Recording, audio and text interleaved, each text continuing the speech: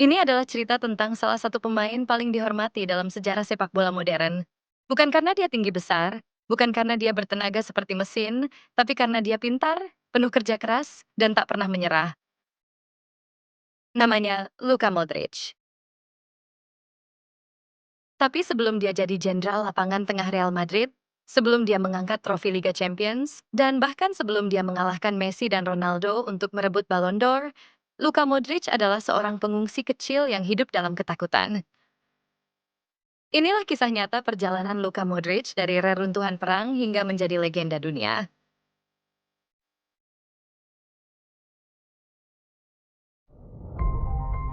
Luka Modric lahir pada 9 September 1985 di kota Zadar, yang saat itu masih bagian dari Yugoslavia.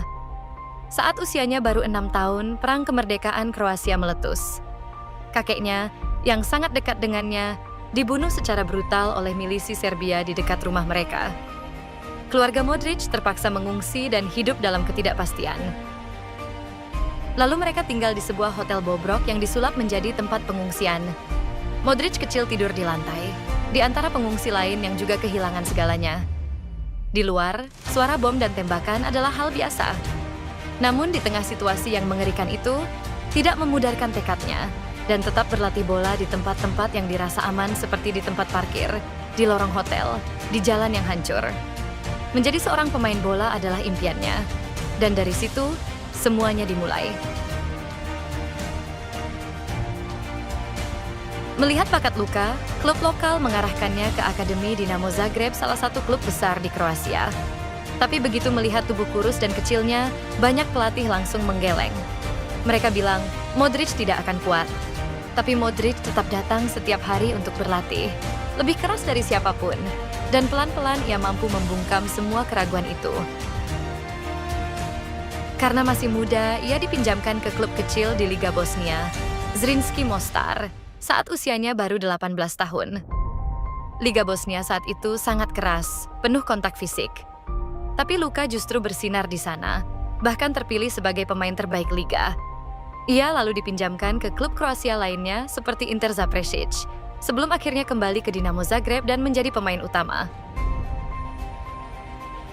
Tahun 2008, Tottenham Hotspur membayar sekitar 16 juta euro untuk mendatangkannya ke Premier League. Transfer ini adalah rekor untuk klub saat itu, dan langsung jadi sorotan media. Namun banyak juga yang meragukan dia bisa bermain di liga yang mengandalkan kekuatan fisik seperti Inggris. Apalagi, musim pertamanya berjalan lambat. Ia kesulitan beradaptasi dengan tempo cepat dan duel fisik. Media Inggris mulai menyebutnya flop pembelian gagal. Tapi Luka tahu satu hal, yaitu kerja keras tidak akan mengkhianati hasil. Akhirnya mampu beradaptasi, menjadi jenderal lini tengah. Umpan-umpannya tajam, keputusannya tenang, dan perannya jadi vital. Dalam waktu 2 tahun, Modric jadi salah satu gelandang paling disegani di Premier League.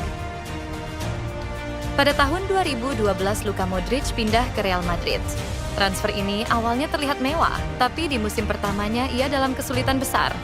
Sulit menembus skuad utama, gagal menyatu dengan ritme tim, dan sering duduk di bangku cadangan.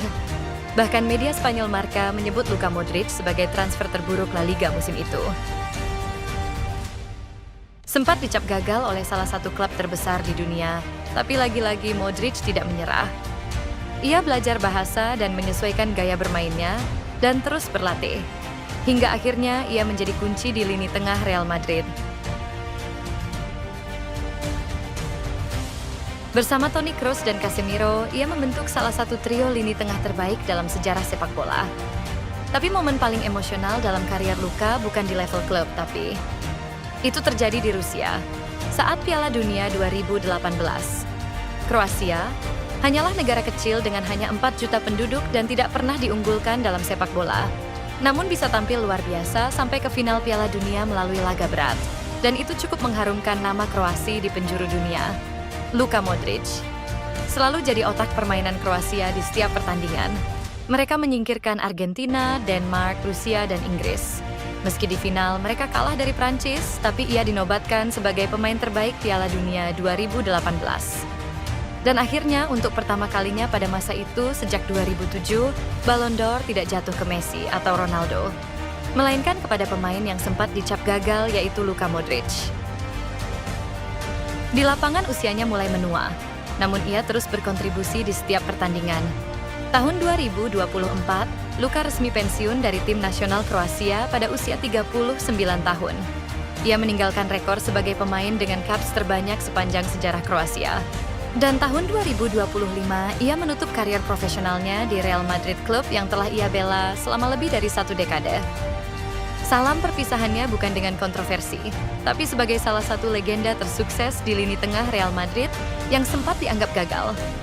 Diiringi dengan tepuk tangan, pelukan dari rekan dan para fans. Luka Modric mungkin tak pernah mencetak gol spektakuler setiap pekan, tapi ia memberi pelajaran yang lebih besar tentang ketekunan, tentang karakter, tentang bagaimana seseorang bisa lahir di tengah kehancuran, tapi tetap tumbuh jadi cahaya. Dia tidak hanya bermain sepak bola, dia juga menginspirasi dunia.